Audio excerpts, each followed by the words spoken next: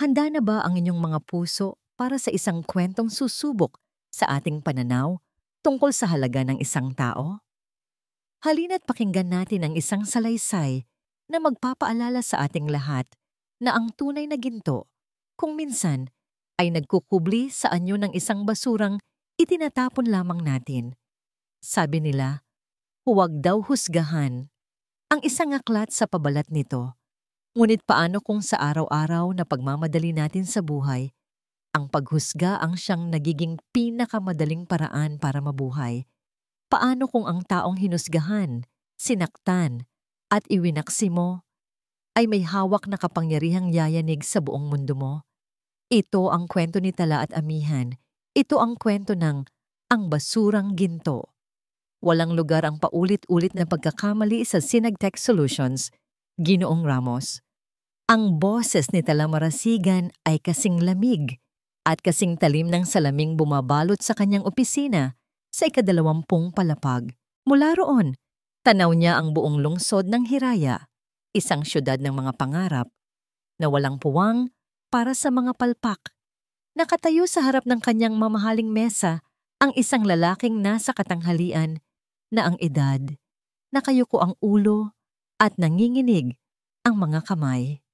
Miss Marasigan, pakiusap po. Bigyan niyo pa po ako ng isang pagkakataon.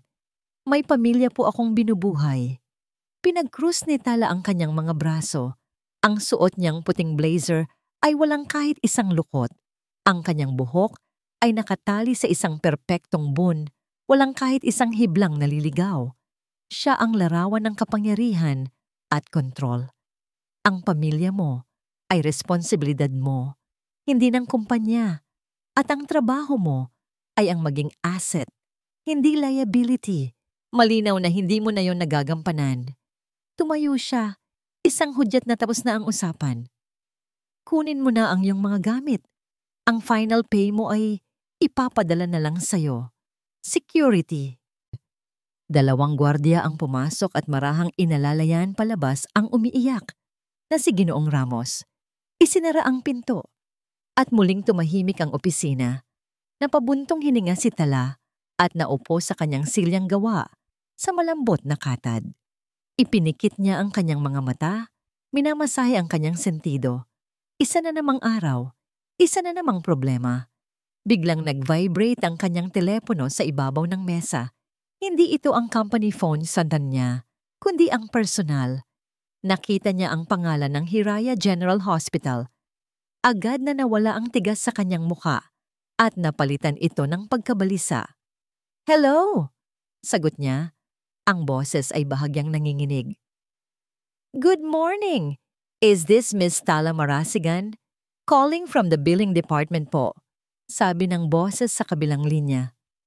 "Follow up lang po namin yung outstanding balance ni Mrs. Elena Marasigan. 2 months na po itong due, ma'am." Napahigpit ang hawak ni Tala sa telepono. "I know. Sinabi ko nang babayaran ko. Nagkakaproblema lang. Can you give me until the end of the month?" "Ma'am, pasensya na po. Pero final notice na po ito. Kung hindi po kayo makakapag-down ng at least 50% by the end of this week, we might have to—" "Don't you dare say it!" Putol ni Tala. Ang lamig sa kanyang boses ay nagbalik. Ngunit ngayon ay may halong desperasyon. "Huwag na huwag ninyong sasabihing ititigil niyo ang gamutan ng nanay ko. Gagawa ako ng paraan. Basta huwag niyo siyang pababayaan." Binaba niya ang tawag nang hindi na hinintay ang sagot. Napasandal siya sa kanyang upuan at sa unang pagkakataon ngayong araw, ang perpektong maskara ni Tala Marasigan ay nagkaroon ng lamat. Ang bigat ng mundo ay muling dumagan sa kanyang mga balikat. Ito ang dahilan kung bakit kailangan niyang maging matatag.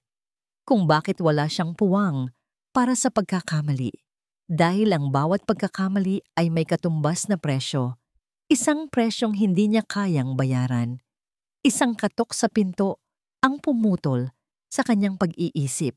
"Ma'am Tala, nandito na po yung last applicant for the junior coder position," sabi ng kanyang sekretarya. Inayos niya muli ang sarili. Ang lamat sa kanyang maskara ay nawala na. Papasukin mo. Pumasok sa kanyang opisina ang isang lalaking hindi niya inasahan. Ang damit nito, isang kupasing t-shirt at maong na pantalon, ay mas bagay sa isang construction site kaysa sa isang tech company. Ang buhok nito ay bahagyang magulo at sa kamay nito ay isang manipis na brown envelope lamang. Umupo ito sa silyang nasa harap ng kanyang mesa. Tinitigan siya ni Tala mula ulo hanggang paa. Hindi man lang tinatago ang pagkadismaya. "Ikaw si Amihan Solomon?" tanong niya. Tinitingnan ang resume na iniabot sa kanya kanina ng sekretarya. "Ako nga po." Mahinang sagot ng lalaki. Binuklat ni Tala ang papel. Ang laman yun ay halos nakakainsulto. Isang pahina lang. Nakasulat doon ang pangalan nito, address, at ang pinakamataas na natapos. Elementary graduate. Wala nang iba. Walang seminars, walang special skills na nakalista, walang work experience. Itinapon niya ang papel sa mesa na para bang ito ay basura. "Seryoso ka ba dito, Ginoong Solomon?" Hindi sumagot si Amihan. Tinititigan lang siya ng mga mata nitong kalmado, ngunit may kakaibang lalim. Ang Sinagtech ay isa sa mga nangungunang kumpanya ng teknolohiya sa buong bansa. Lecture ni Tala. Ang boses ay puno ng pagmamataas. "Ang mga empleyado namin ay galing sa mga pinakamahuhusay na universidad. May mga master's degree, may mga international certification. At ikaw? Ikaw ay isang elementary graduate na may lakas ng loob na mag-apply dito?" Bawat salita ay parang isang sampal. Ngunit walang nagbago sa ekspresyon ni Amihan. "Anong akala mo dito? Isang charity? Sa tingin mo, sa itsura mong yan at sa kapirasong papel na ito, may maibubuga ka. Sayang lang ang oras ko. Sayang lang ang oras nating dalawa." Tumayo siya. Hudyat na tapos na ang usapan. Ang pangalawang pagkakataon na ginawa niya iyon ngayong araw. "Maari ka nang umalis. Maraming nag-aabang sa posisyong ito na mas karapat-dapat kaysa sayo." Tumayo si Amihan. Sa isang sandali, akala ni Tala ay makikita niya itong magagalit o mapapahiya. Ngunit sa halip, isang bahagyang lungkot lang ang gumuhit sa mga mata nito. Dahan-dahan itong tumango. "Salamat sa iyong oras, Miss Marasigan," sabi nito sa isang boses na mahinahon.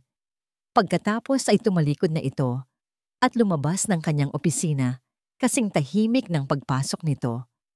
Naiwan si Talang nakatayo, nanggagalaiti sa inis. Ang laking abala. Maya-maya, pumasok ang kanyang kaibigan at kapwa manager na si Diwa Liwanag. May dalang 2 tasa ng kape. "Oh, kumusta ang huling aplikante? Nakabusangot ka yata?" tanong nito. "Huwag mo nang itanong, Diwa," sabi ni Tala habang inaabot ang kape. Pinakawalang kwentang aplikante na nakita ko sa buong buhay ko. Isang elementary graduate. Can you believe it? Ang lakas ng loob. Grabe ka naman. Baka naman may tinatagong galing? Biro ni Diwa. Galing? Diwa, tingnan mo nga ang paligid mo. Ito ang Sinagtech. Dito, ang unang tinitingnan ay ang kredensyal, ang papel. Kung wala ka noon, wala kang halaga. Giit ni Tala. Basura ang tingin sa'yo. Hindi na kumontra si Diwa. Alam na walang patutunguhan ang pakikipagtalo kay Tala kapag ganito ito. Nagkwentuhan na lang sila tungkol sa ibang bagay hanggang sa matapos ang araw. 6:00 na ng gabi nang mag-isa na lang ulit si Tala sa kanyang opisina. Tinatapos niya ang ilang papeles bago umuwi. Ang buong paligid ay tahimik.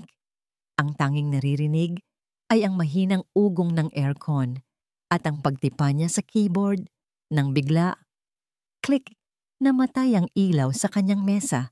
Sumunod ang ilaw ng buong opisina. At pagkatapos, ang ugong ng aircon ay nawala. Isang nakabibinging katahimikan ang pumalibot sa kanya. Brownout? Bulong niya sa sarili. Imposible. May sariling generator ang building. Sinubukan niyang buksan ang kanyang computer, ngunit patay ito. Hinanap niya ang kanyang cellphone para buksan ang flashlight. At nang itutok niya ito sa kanyang monitor, dahan-dahan itong umilaw. Hindi ang pamilyar na logo ng Synagtech ang lumabas. Ang screen ay itim na itim. At sa gitna nito, isang linya ng kumukurap-kurap na pulang text ang dahan-dahang nabuo. Letra, bawat letra, na para bang may nagtatype nito mula sa kung saan. Nakikita mo na ba ako ngayon, Miss Marasigan? Malayo sa nagkakagulong gusali ng Synagtech, sa isang maliit at madilim na kwarto, sa isang lumalumang apartment, isang anino ang nakaupo sa harap ng 3 kumukutitap na monitor. Ang tanging liwanag sa silid ay nagmumula sa mga screen, nagbibigay ng asul na kulay sa mukha ni Amihan Solomon. Sa labas, siya ay isang lalaking ordinaryo, isang taong madaling makaligtaan sa gitna ng karamihan. Ngunit dito, sa kanyang santuwaryo, siya ay isang Diyos. Ang bawat pagtipa niya sa keyboard ay isang utos. Ang bawat linya ng code ay isang batas. Umalingaw-ngaw pa rin sa kanyang isipan ang mga salita ni Tala Marasigan. Basura. Walang halaga. Hindi ito ang unang beses na narinig niya ang mga salitang yon. Hindi ito ang unang beses na siya'y hinusgahan dahil sa kanyang panlabas na anyo sa kapirasong papel na hindi niya taglay. Ang sakit ay pamilyar. Isang lumang sugat na muling binuksan ng matatalas na salita ng babae. Napatingin siya sa isang sulok ng kanyang monitor, sa logo ng Synagtech Solutions. Isang araw. Ang logong yan ay simbolo ng kanyang pangarap. Ngayon, ito ay isang paalala ng pinakamatinding katrayduran na dinanas niya. Biglang nagbalik sa kanyang alaala ang isang eksena mula sa nakaraan. 2 binatang magkaibigan, siya at si Rocco Del Fuego, nakaupo sa isang garahe, napapaligiran ng mga lumang computer parts. Puno sila ng pangarap. Tayo ang babago sa mundo ng cybersecurity, Han, sabi noon ni Rocco. Inaakbayan siya. Itatayo natin ang Synagtech at tayong 2 ang mamumuno. Si Amihan ang utak, si Rocco ang bibig, si Amihan ang lumikha ng Prometheus, ang pinakamatibay na security system na kailanmay nabuo. Si Rocco ang nagbenta nito sa mga investors, at nang dumating ang tagumpay, si Rocco ang umakyat sa entablado. Mag-isa. Si Amihan, ang tunay na lumikha, ay tinanggal na parang isang basahan, binigyan ng kakarampot na halaga, at pinalabas na isa lamang consultant na hindi na kailangan. Ang alaala ay kasing pait ng kapeng hindi nilagyan ng asukal. Dinama ni Amihan ang galit na muling umuusok sa kanyang dibdib. Isang galit na matagal na niyang kinimkim. Ginalaw niya ang kanyang mouse at binuksan ang isang nakatagong folder sa kanyang desktop. Isang lumang litrato ang lumitaw, isang masayang larawan nilang 2 ni Rocco, kuha noong unang araw na nabuksan ang opisina ng Synagtech. Magkaakbay sila, nakangiti sa kamera, mga matang puno ng pag-asa. Pinakatitigan niya ito ng ilang segundo. Pagkatapos, sa isang mabilis na kilos, kinaladkad niya ang file, papunta sa recycle bin at pinindot ang empty. Permanenteng nabura, wala nang babalikan. Tapos na ang pagtatago, Rocco, bulong niya sa kawalan. Muling bumalik ang kanyang mga daliri sa keyboard. Oras na para singilin ang utang. Ang firewall ng Synagtech ay ang Prometheus, ang obra maestra niya. Para sa ibang hacker, ito ay isang pader na bakal na imposibleng gibain. Ngunit para kay Amihan, ito ay sarili niyang bahay. Alam niya ang bawat pasilyo, bawat sikretong pinto, bawat nakatagong lagusan. Sa loob lamang ng ilang minuto, walang kahirap-hirap siyang nakapasok. Para siyang isang multo na naglalakad sa loob ng sistema. Hindi nakikita, hindi nararamdaman ang buong network ng Synagtech. Mula sa HR files hanggang sa financial records ay bukas sa kanyang harapan na parang isang aklat. Doon niya ginawa ang kanyang unang galaw. Isang simpleng command para patayin ang lahat ng kuryente sa buong palapag ng management. Isang maliit na pagpapakilala. At pagkatapos, ipinadala niya ang mensahe sa monitor ni Tala Marasigan. Isang ngiting mapait ang sumilay sa kanyang mga labi. Ngayon, hindi na siya basta-basta isang basurang itinatapon. Ngayon, siya ay isang misteryo, isang banta. Ginamit niya ang kanyang access para buksan ang mga security camera ng kumpanya. Sa isa sa mga screen, nakita niya ang kaguluhan, mga empleyadong nagpapanik, mga security na nagtatakbuhan, at sa gitna ng lahat, sa opisina nito, nakita niya si Tala. Nakatayo ito, nakatutok ang ilaw ng cellphone sa monitor. Ang dating postura nitong puno ng kapangyarihan at pagmamataas ay biglang nawala. Napalitan ito ng takot, ng pagkalito.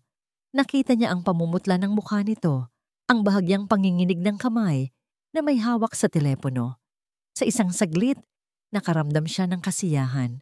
Isang madilim na satisfaction sa pagkakita sa babaeng humamak sa kanya na ngayon ay takot na takot. Ngunit mabilis itong nawala. Hindi ito ang pakay niya. Si Tala ay isa lamang mensahe. Ang tunay niyang target ay mas mataas. Isinara niya ang camera feed at itinuon ang kanyang atensyon sa server ng CEO, Rocco Del Fuego. Mas mataas ang security dito, ngunit para kay Amihan, isa lang itong mas komplikadong lock. Binuksan niya ang personal financial records ni Rocco. Mga bank statement, mga credit card transaction. Nagsimula siyang maghanap ng butas at hindi siya nabigo. Nakita niya ang mga paulit-ulit na malalaking transaksyon papunta sa isang shell corporation na nakarehistro sa ibang bansa. Isang classic money laundering scheme. Ito na ang simula. Ngunit habang patuloy siyang naghuhukay, isang bagay ang pumukaw sa kanyang pansin. Isang subfolder sa personal email ni Rocco. Secured ito. Binuksan niya ito at nakita ang isang serye ng mga email na ipinadala nito kay Tala Marasigan. Hindi ito mga ordinaryong work emails. Ang tono ay iba. May pagbabanta, may pag-uutos. Binuksan niya ang pinakahuling email na ipinadala ni Rocco kaninang umaga lang, bago pa man ang interview niya. Subject: Ramos. Ang laman ng email ay maikli at brutal. I want him out. Today. No excuses. O alam mo na kung anong mawawala sa'yo. Napakunot ang noo ni Amihan. Si Ginoong Ramos, ang lalaking nakita niyang umiiyak na pinalabas ng opisina ni Tala kanina. Hindi pala yon desisyon ng HR manager. Iyon ay isang utos. Bakit? Ano ang kapangyarihan ni Rocco para magdikta ng ganito sa kanyang HR head sa isang paraan na parang pagbabanta? Ano ang pinanghahawakan niya laban dito? Tinitigan niya ang pangalan ni Tala sa screen. Ang babaeng may matigas na puso at matalas na dila. Ang babaeng tumingin sa kanya na para siyang dumi. Ngunit sa ilalim ng lahat ng iyon, may isang bagay na hindi tama. Isang misteryo na mas malalim pa sa inaakala niya. Sumandal si Amihan sa kanyang upuan. Ang galit sa kanyang dibdib ay pansamantalang napalitan ng pag-usisa. Hindi lang pala si Rocco ang may itinatagong lihim sa kumpanyang ito. Ano ang hawak niya sa'yo, Tala Marasigan? Bulong niya sa madilim na kwarto. Ang mga pulang letra sa screen ay tila sumasayaw sa gitna ng dilim. Nanunuya.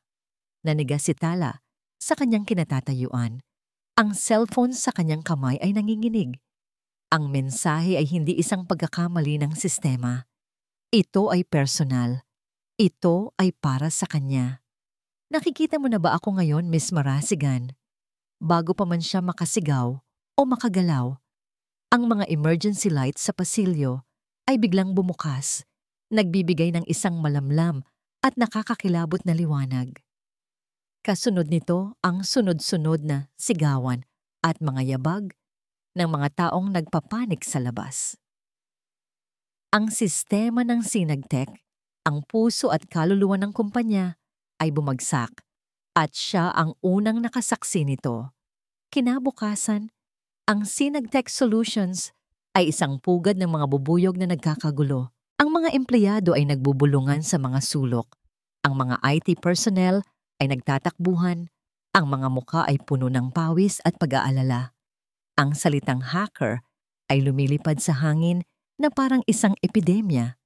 At sa gitna ng lahat ng ito, si Tala ay ipinatawag sa isang emergency board meeting. Pagpasok niya sa conference room, lahat ng mata ay napunta sa kanya. Ang mga tingin ay may halong sisi at pag-usisa. Sa dulo ng mahabang mesa, nakaupo si Rocco Del Fuego, ang CEO. Ang kanyang mamahaling suit ay plansadong-plansado, ang kanyang buhok ay makintab, at isang pekeng ng ngiti ang nakapaskil sa kanyang labi. Ngunit ang kanyang mga mata ay kasing tulis ng bubog. "Good morning, Tala." Bati ni Rocco. Ang boses ay malumanay, ngunit may nakatagong lamig. "I trust you had a restful night." Dahil mukhang kabaligtaran ang nangyari sa kumpanya natin. Hindi umimik si Tala. Naupo lang siya sa bakanting silya. Ang ating Prometheus security system, ang sinasabi nating pinakamatibay sa buong Asia, ay napasok na parang isang bukas na pinto. Pagpapatuloy ni Rocco, iniikot ang tingin sa lahat ng mga manager. At ang una nitong tinarget ay ang opisina mo, Tala. Ang computer mo. Mayroon ka bang gustong ipaliwanag? Ang tanong ay isang patibong. "Wala, Sir Rocco," sagot ni Tala. Pinipilit na maging kalmado. "Gulat na gulat din ako sa nangyari, katulad ninyong lahat." "Talaga ba?" Isang kilay ni Rocco ang tumaas. Ang hacker na ito, sino man siya, ay may galit sa atin. At madalas, ang galit ay nagsisimula sa isang taong natanggal sa trabaho. Isang taong nakaramdam na hindi siya tinatrato ng tama. At sino ang may hawak ng listahan ng lahat ng yon, Tala? Sino ang mukha ng termination sa kumpanyang ito? Hindi ba't ang HR department mo? Pakiramdam ni Tala ay para siyang nasa isang hukuman at siya ang nasasakdal. Ang sisi ay direktang ibinabato sa kanya sa harap ng lahat. "Ginagawa ko lang ang trabaho ko, sir. Sinusunod ko ang protocol." "Well, your protocol failed." Biglang sigaw ni Rocco na wala ang pagkukunwari. Hinampas niya ang mesa na ikinagulat ng lahat. "May isang daga sa loob ng bahay natin. At gusto kong mahanap mo siya, Tala. Reviewin mo ang file ng lahat ng empleyadong tinanggal natin sa nakalipas na 2 taon. Hanapin mo kung sino ang may kakayahang gawin ito. Kung sino ang may motibo. Dahil kung hindi mo siya mahanap, baka isipin kong kasabwat ka." Ang huling salita ay isang direktang banta. Tumango na lang si Tala, ang panga ay naninigas sa pagpipigil. "Masusunod, sir." Buong araw at hanggang sa pagpasok ng gabi, iyon ang ginawa ni Tala. Ikinulong niya ang sarili sa kanyang opisina. Napapaligiran ng mga bundok ng 201 files ng mga dating empleyado. Bawat pangalan, bawat larawan, bawat performance review ay kanyang sinuri. Naghahanap siya ng isang programmer na may sama ng loob, isang IT specialist na may kaduda-dudang record, ngunit wala. Ang mga tinanggal niya ay karaniwang mga empleyado, mga tulad ni Ginoong Ramos, mga taong walang kakayahang mag-orkestra ng isang cyber attack na ganito kalaki. Paulit-ulit na bumabalik sa isip niya ang mukha ni Amihan Solomon. Ang kalmado nitong mga mata. Ang pagtanggap nito sa pagpapahiya sa kanya. Posible kaya? Tanong niya sa sarili. Hindi. Imposible. Isa lang siyang elementary graduate. Paano niya magagawa ito? Ang pag-iisip pa lang ay katawa-tawa na. Ngunit hindi niya maialis ang imahe nito sa kanyang isipan. "Hindi ka pa ba uuwi?" Napalingon si Tala sa pintuan. Nakatayo roon si Diwa. May dalang paper bag na amoy pagkain. "Gabi na, Tala. Kanina ka pa dyan. Kumain ka muna." Inilapag ni Diwa ang pagkain sa mesa ni Tala. "Grabe ang tensyon kanina sa meeting. Masyadong personal ang atake sa'yo ni Rocco. Mag-ingat ka sa kanya, ha?" "Kailangan niya lang ng masisisi, Diwa," sagot ni Tala. habang binubuksan ang styrofoam box. At ako ang pinakamadaling target. Hindi tama yon, giit ni Diwa. Partner tayo dito. Bakit parang ikaw lang ang pinag-iinitan niya? Hindi makasagot si Tala. Paano niya sasabihing may hawak si Rocco sa kanya? Na hindi lang trabaho ang nakataya, kundi ang buhay ng nanay niya. Kaya ngumiti na lang siya ng pilit. Hayaan mo na. Trabaho lang to. Malalagpasan din natin to. Ngunit sa loob-loob niya, hindi siya sigurado. Nang makaalis si Diwa, ipinagpatuloy ni Tala ang paghahalongkat. Pagod na siya. Napapikit siya at napasandal sa kanyang upuan. At sa sandaling iyon, ding! Isang tunog ng email notification ang bumasag sa katahimikan. Hindi lang sa computer niya, kundi sa buong palapag. Narinig niya ang mga bulungan mula sa labas ng kanyang opisina. Dahan-dahan niyang iminulat ang kanyang mga mata. Isang email ang nakabukas sa kanyang screen. Galing ito sa isang hindi kilalang sender. silakbo@protonmail.com. Ang subject, ang unang lihim ng Sinagtech. At nakasend ito sa lahat, sa bawat isang empleyado ng kumpanya, mula sa janitor hanggang sa mga board member. Nanginginig ang mga kamay ni Tala habang binabasa ang nilalaman. Nakasulat doon ang mga detalye ng isang ghost project na pinamunuan ng isang vice president, isang proyekto na nagkakahalaga ng milyon-milyon ngunit walang kahit anong output. Nakalaki pa ang mga kopya ng mga pekeng resibo at pinirmahang dokumento. Ito na. Nagsimula na ang hacker na magbunyag ng mga sikreto. At hindi ito isang atake lang. Ito ay isang pangangaso. Biglang nag-flash ang screen ni Tala. Ang email ay nawala. Napalitan ito ng isang itim na bintana, isang private chat box.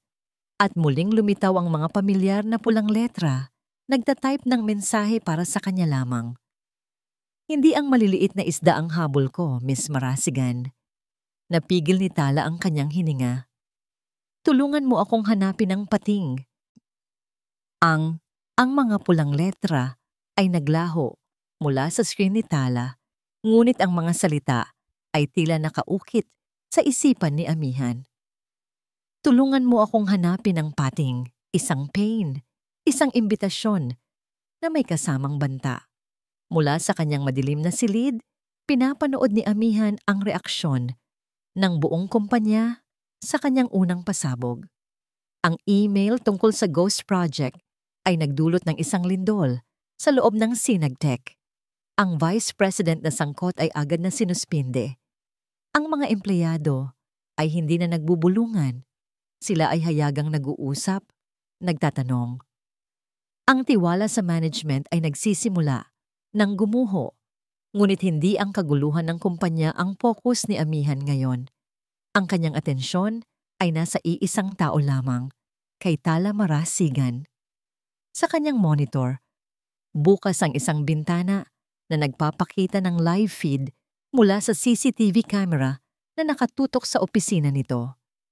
Nakikita niya itong nakaupo, nakatitig sa blankong screen, hindi gumagalaw. Ang postura nitong laging tuwid at puno ng kumpiyansa ay bahagyang nakukuba na. Ang mukha nitong laging parang maskara ay nagpapakita na ng mga siwang ng pagod at takot. Sa simula, ang pagmamanman niya kay Tala ay para lamang mangalap ng impormasyon, isang paraan upang hanapin ang kahinaan ng kaaway. Ngunit habang tumatagal, habang pinapanood niya ang bawat kilos nito, isang kakaibang damdamin ang nagsimulang mabuo sa kanyang dibdib. Isang bagay na hindi niya inaasahan. Nakita niya itong kausapin si Diwa. Pilit nang ngumingiti. Sinasabing kaya niya ang lahat. Ngunit nang mag-isa na lang ulit ito, nakita niya itong napahawak sa kanyang ulo. Ang mga daliri ay nanginginig. Nakita niya ang bigat sa kanyang mga balikat. Sino ba talaga ang babaeng ito? Siya ba ang reyna ng yelo na walang pakiramdam na humamak sa kanya? O isa lamang sundalo na sumusunod sa utos ng isang masamang hari? Pinasok ni amihan ang kanyang personal computer. Ang kanyang layunin ay maghanap ng ebidensya na nag-uugnay sa kanya kay Rocco.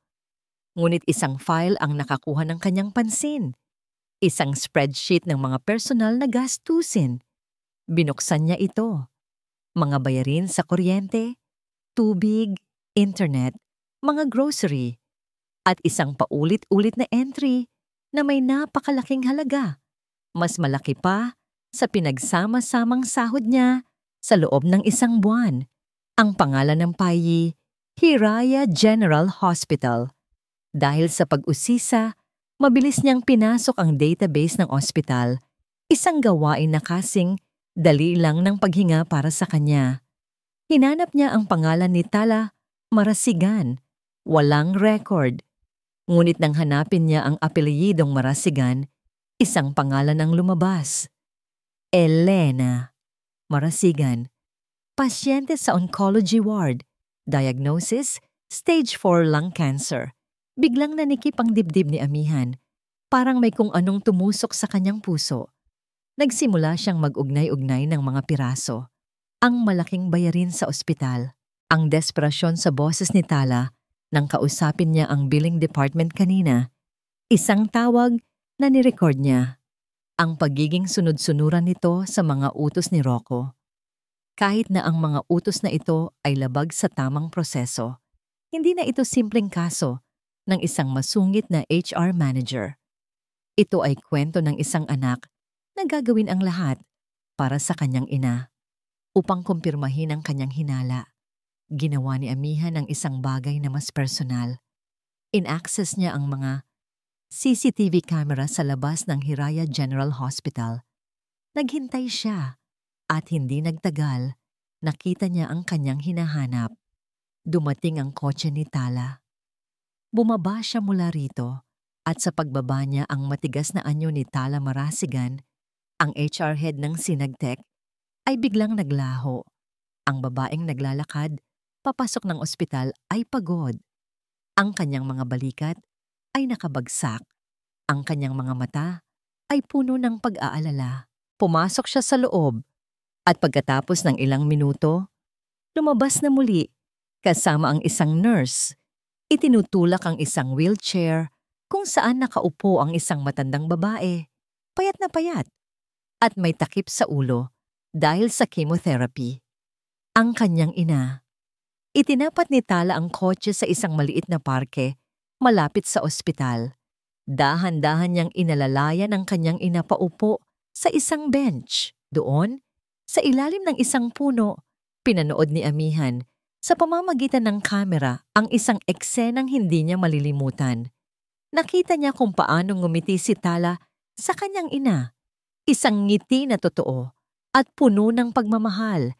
Isang ngiting hindi pa niya nakikita kailanman. Nakita niya kung paano nito inaplos ang buhok ng matanda.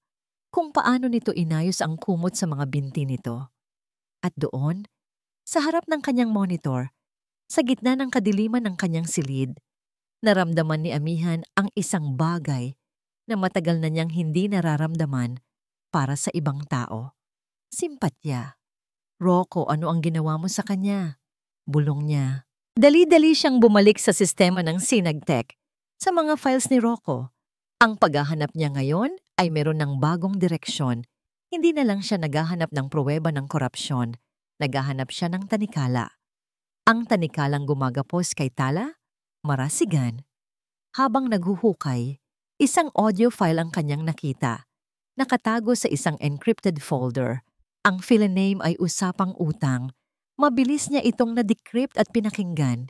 Ito ay isang recording ng pag-uusap ni Rocco at Tala.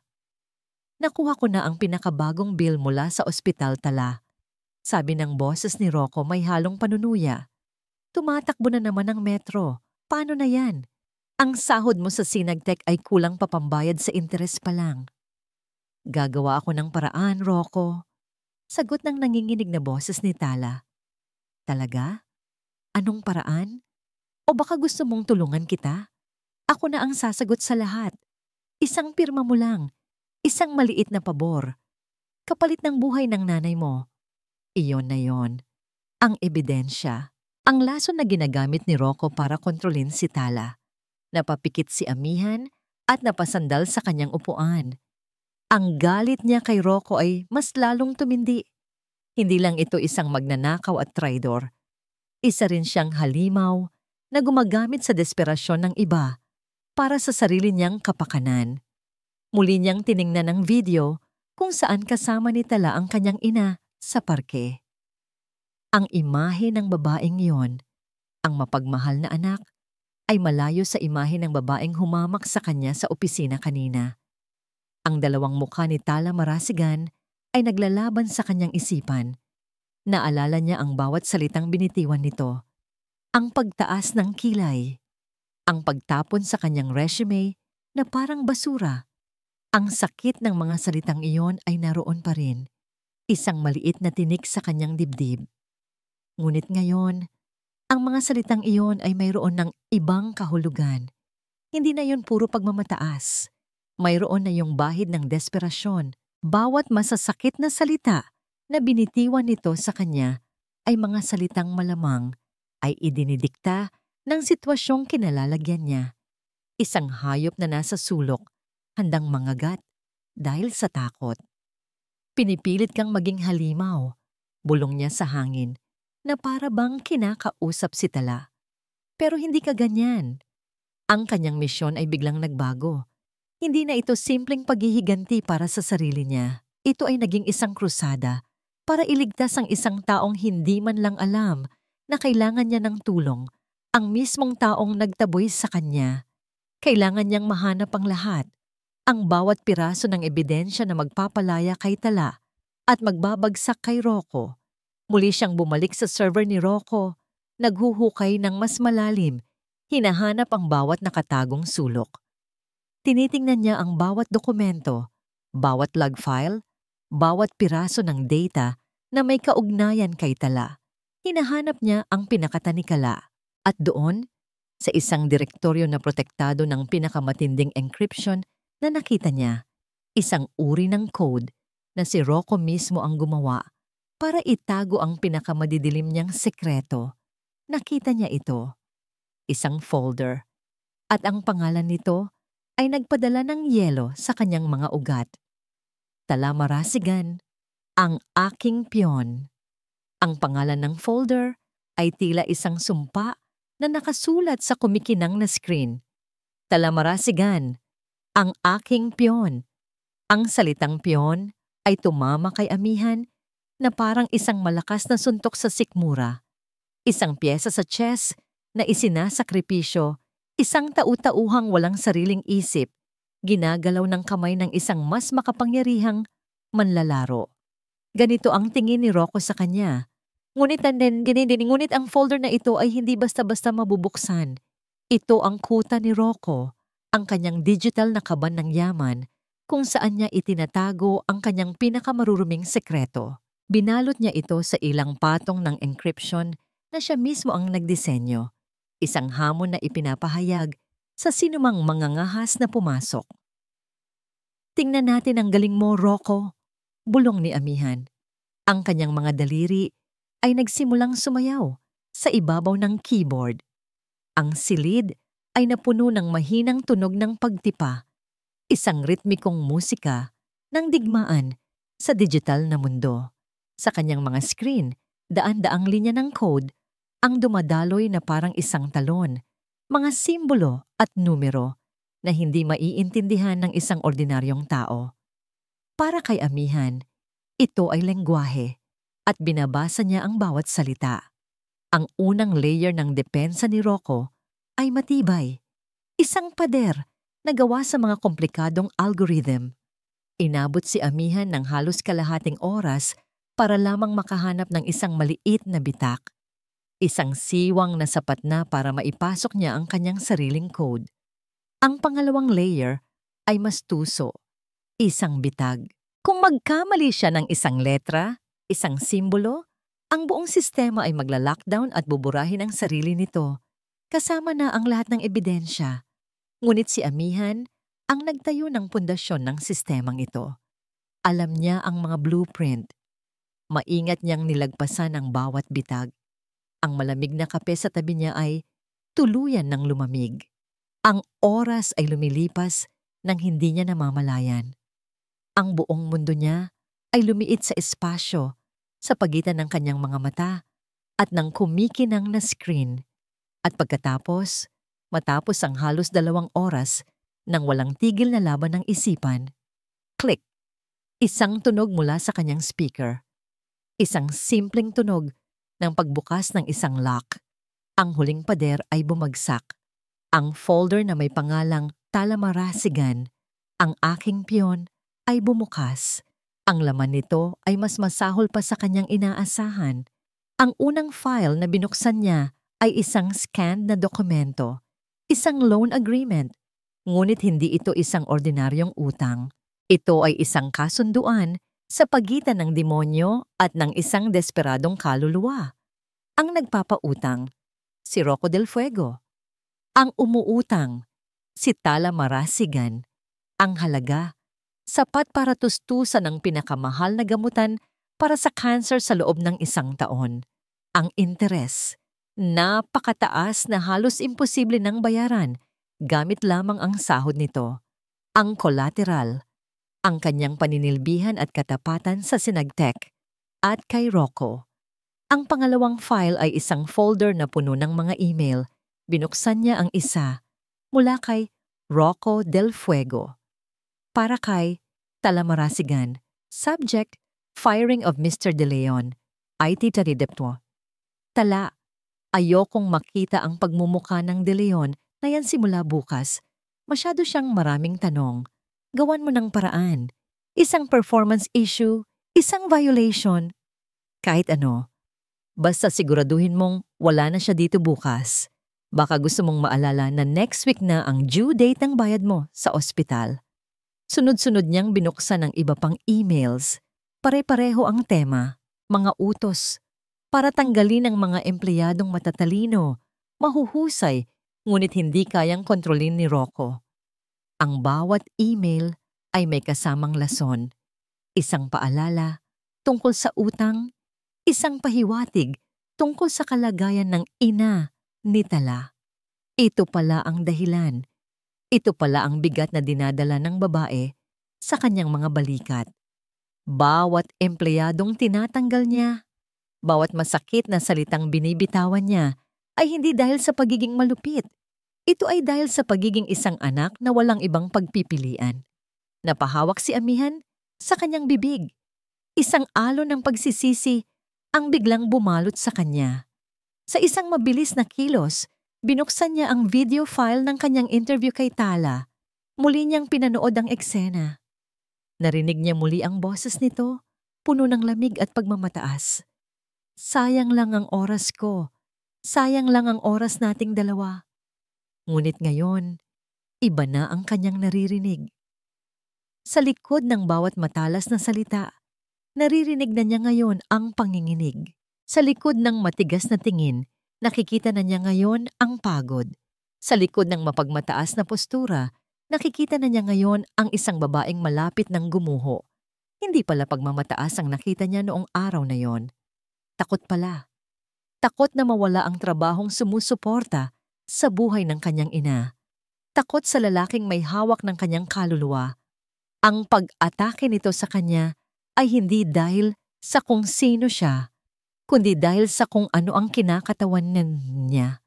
Isang problema, isang abala, isang panganib sa mundong maingat niyang pinoprotektahan. Ang galit na naramdaman niya para kay Tala ay biglang naglaho na parang bula. Ang natira ay isang malalim na awa at isang mas matinding galit na nakatuon na ngayon sa iisang tao lamang. Si Rocco Del Fuego, ang kanyang dating kaibigan, ang traidor, ang taong hindi lang nagnakaw ng kanyang mga pangarap, kundi sumisira rin sa buhay ng ibang tao para sa sarili niyang kapakinabangan. Ang plano ni amihan ay muling nagbago. Hindi na ito simpleng paghihiganti. Hindi na rin ito simpleng pagliligtas. Ito ay naging isang personal na misyon para sa katarungan. Kailangan niyang malaman ni Tala ang totoo. Kailangan niyang malaman na hindi siya nag-iisa sa laban na ito. Ngunit paano? Paano niya ipaparating ang mensahe nang hindi inilalagay sa panganib ang kanyang sarili? O mas lalo pang ipitin si Tala? Nakita niya ang audio file na nakuha niya kanina. Ang recording ng pag-uusap ni Rocco at Tala tungkol sa utang. Ito na. Ito ang sandata. Isang sandata na gigising kay Tala sa katotohanan na ang tulong ni Rocco ay isang lason. Mabilis siyang gumawa ng isang anonymous email account. Inattach niya ang audio file, walang kahit anong mensahe, walang subject. Isang blankong email na may lamang katotohanan. Ipinadala niya ito sa personal email address ni Tala Marasigan. Habang pinapanood niya ang status na message sent, isang bagong determinasyon ang nabuo sa kanyang puso. Ang babaeng nasa kabilang dulo ng linyang ito, ang babaeng nasa gitna ng apoy, ang babaeng humamak sa kanya. Hindi siya kaaway, biktima siya, at gagawin niya ang lahat para iligtas ito. Ang email ay walang laman, maliban sa isang audio file. Walang paliwanag, walang nagpadala na nakikilala. Sa isang normal na araw, buburahin ito ni Tala. Iisiping isa itong virus o spam, ngunit hindi ito isang normal na araw. Ang puso niya ay kumakabog na parang tambol. Isang masamang premonisyon ang gumagapang sa kanyang balat. Dala ang kanyang telepono, pumasok siya sa banyo ng mga babae, ang pinakapribadong lugar na maiisip niya. Ikinandado niya ang pinto ng isang cubicle, sumandal sa malamig na pader at isinaksak ang kanyang earphones. Huminga siya ng malalim bago pinindot ang play. Ang unang narinig niya ay ang boses ni Rocco. Malinaw na malinaw. Nakuha ko na ang pinakabagong bill mula sa ospital, Tala. Tumatakbo na naman ang metro. Bawat salita ay parang isang piraso ng yelo na tumutusok sa kanyang tainga. Ang boses ni Rocco na puno ng pagkukunwaring pag-aalala. Pagkatapos ay narinig niya ang sarili niyang boses, nanginginig at puno ng pakiusap. Gagawa ako ng paraan, Rocco.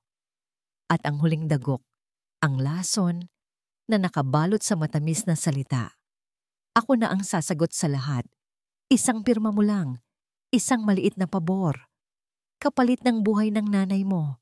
Nabitawan ni Tala ang kanyang telepono. Bumagsak ito sa sahig na may malakas na kalabog, ngunit hindi niya ito pinansin. Ang tanging naririnig niya ay ang ugong sa kanyang tainga at ang malakas na pagtibok ng kanyang puso. Ang hangin ay tila naubos sa maliit na cubicle. Napasapo si Tala sa kanyang bibig upang pigilan ang isang hikbi. Ang kanyang mga mata ay nanlalaki sa takot at hindi makapaniwala. Ang pag-uusap na iyon ang pinakatago-tago niyang sekreto. Isang kasunduang kinailangan niyang gawin. Isang kasalanang pilit niyang ibinabaon. Salimot araw-araw. At ngayon, isang estranghero, isang hacker na tinatawag ang sarili na silakbo, ang may hawak nito. Hindi lang si Rocco ang nakakaalam. May iba pa. Pinulot niya ang kanyang telepono. Ang mga kamay ay nanginginig na parang isang dahon. Pinindot niya ang delete. Ngunit alam niya, sa kaibuturan ng kanyang puso, na ang pagbura sa file ay hindi magbubura sa katotohanan. May kopya ang hacker. May hawak ito sa kanya. Sino siya? Ano ang gusto niya? Gusto ba niya siyang tulungan? O gusto niya siyang sirain kasama ni Rocco? Ang pakiramdam na may isang hindi nakikitang mata na nakamasid sa bawat kilos niya ay mas nakakatakot pa kaysa sa mga hayagang pagbabanta ni Rocco. Lumabas siya ng banyo, naghilamos ng mukha, at pilit na kinakalma ang sarili. Nang tumingin siya sa salamin, isang babaeng may maputlang labi at mga matang puno ng pangamba ang tumitig pabalik sa kanya. Ang maskara ni Tala Marasigan ay basag na. Pagbalik niya sa kanyang opisina, tila nagbago ang lahat. Ang bawat computer ay tila isang espiya. Ang bawat security camera ay tila nakatutok sa kanya. Para siyang nakakulong sa isang hawlang gawa sa salamin kung saan ang lahat ay nakikita ng isang hindi kilalang bantay. Biglang tumunog ang telepono sa kanyang mesa. Ang sekretarya ni Rocco. Pinapatawag ka ni Sir Rocco sa opisina niya, ma'am. Now na daw po. Bawat hakbang papunta sa opisina ng CEO ay parang isang mabigat na paglalakbay sa putikan. Pagpasok niya, nakita niya si Rocco na nakatayo malapit sa bintana. Nakatalikod sa kanya, pinapanood ang syudad sa ibaba. Tala, sabi nito nang hindi lumilingon. Ang gulo na ng kumpanya at ang hacker na ito, nagiging masyado na siyang matapang. Humarap si Rocco sa kanya.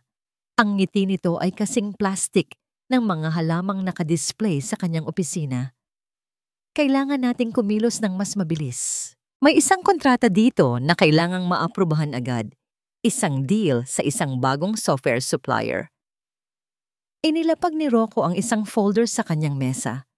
Ang problema, si Mr. Villanueva, ang head ng acquisitions, ay naka-emergency leave. Pero kailangan na itong mapirmahan na ngayon para ma-secure ang deal. Isang maliit na technicality lang naman.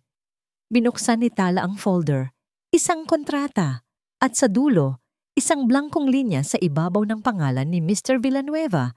Naintindihan niya agad kung ano ang gusto ni Rocco. Sir, hindi ko pwedeng gawin mo. Putol ni Rocco. Ang boses ay nawalan na ng anumang kabaitan. Lumapit ito sa kanya. Ang mga mata ay nanlilisik. Huwag mo akong bibigyan ng problema ngayon, Tala. Masyado na akong maraming iniisip. Isang pirma lang, walang makakaalam. Isipin mo na lang ito na isa pang paraan ng pagbabayad sa utang mo. Ang salitang utang ay tumama sa kanya na parang isang sampal. Pinapaalala sa kanya ni Rocco kung sino ang may kontrol. Pinapaalala sa kanya na siya ay pag-aari nito. Paano kung malaman ito ng hacker? Tanong ni Tala. Ang boses ay halos pabulong na lang. Isang tawa ang kumawala kay Rocco. Ang hacker? Hayaan mo akong mag-alala tungkol sa hacker. Ang dapat mong alalahanin ay ang nanay mo. Narinig ko. Kailangan na naman daw ng isang cycle ng gamutan. Mahal iyon, hindi ba? Iyon na, ang tanikala. Muling humigpit ang pagkakatali nito sa kanyang leeg. Walang imik na kinuha ni Tala ang folder at tumalikod. Paglabas niya ng opisina, naramdaman niya ang mga tingin ng ibang empleyado. Nararamdaman ba nila kung gaano karumi ang kanyang pagkatao? Naamoy ba nila ang kasalanang nakadikit sa kanya? Nakasalubong niya si Diwa sa pasilyo. Tala, okay ka lang? Namumutla ka. Nag-aalalang tanong ng kaibigan. Gusto niyang sumigaw. Gusto niyang sabihin lahat. Diwa, tulungan mo ako. Hindi ko na kaya. Ngunit anong magagawa ni Diwa? Kapag nagsalita siya, si Rocco ang babagsak. Pero kasama siya at ang pag-asa ng nanay niya. Kaya umiling lang siya at pilit ng ngumiti. Okay lang ako. Pagod lang sa trabaho. Bumalik siya sa kanyang opisina at isinara ang pinto. Inilapag niya ang kontrata sa mesa. Tinitigan niya ang blankong linya. Ito na ang hangganan. Ang pagpirma dito ay hindi na pagsunod lang sa utos. Ito ay pagiging isang tunay na kriminal. Nanginginig ang kanyang kamay habang inaabot ang isang mamahaling pluma. Ang pirma ni Mr. Villanueva ay madali lang gayahin. Ilang segundo lang, tapos na ang lahat. Maililigtas niya muli ang kanyang ina. Mawawala ang isang problema. Itinapat niya ang dulo ng pluma sa papel. Huminga siya ng malalim. Para kay nanay. Para kay nanay. Beep! Isang chat box ang biglang lumitaw sa kanyang screen. Itim. Pulang letra. Sisilakbo. Huwag mong gawin. Napatalon si Tala sa gulat. Nabitawan ng pluma. Paano? Nakikita ba siya nito? Ngayon din? May iba pang paraan. Nag-type pabalik si Tala. Ang mga daliri ay nanginginig. Sino ka? Anong alam mo? Walang text na sagot. Sa halip isang image file ang ipinadala. Nag-aalangan man, binuksan niya ito. Ang kanyang puso ay tila tumigil sa pagtibok. Hindi ito isang dokumento. Hindi ito isang ebidensya. Ito ay isang larawan. Isang malinaw na larawan na kuha mula sa CCTV sa labas ng kanyang opisina noong nakaraang araw.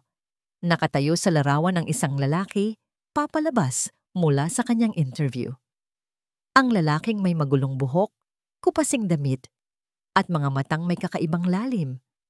Ang lalaking tinawag niyang basura, si Amihan Solomon. Ang screen ay tila nahati sa kanyang paningin. Sa isang banda, ang mga salita ng hacker na nakakaalam ng kanyang pinakamalalim na sekreto.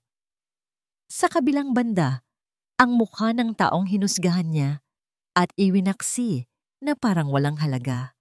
At sa isang iglap na puno ng lagim at pagkamangha, ang dalawang imahe ay naging isa.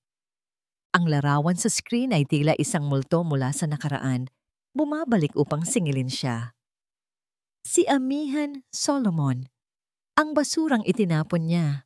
Siya pala si Silakbo. Ang pagka-realize ay hindi dumating na parang isang alon. Ito ay dumating na parang isang kidlat. Sinisira ang lahat ng kanyang paniniwala at iniiwan siyang nanginginig sa gitna ng mga abo. Ang lalaking hinamak niya dahil sa kawalan ng diploma ay ang parehong lalaki na kayang pasukin ang pinakamatibay na sistema sa buong bansa.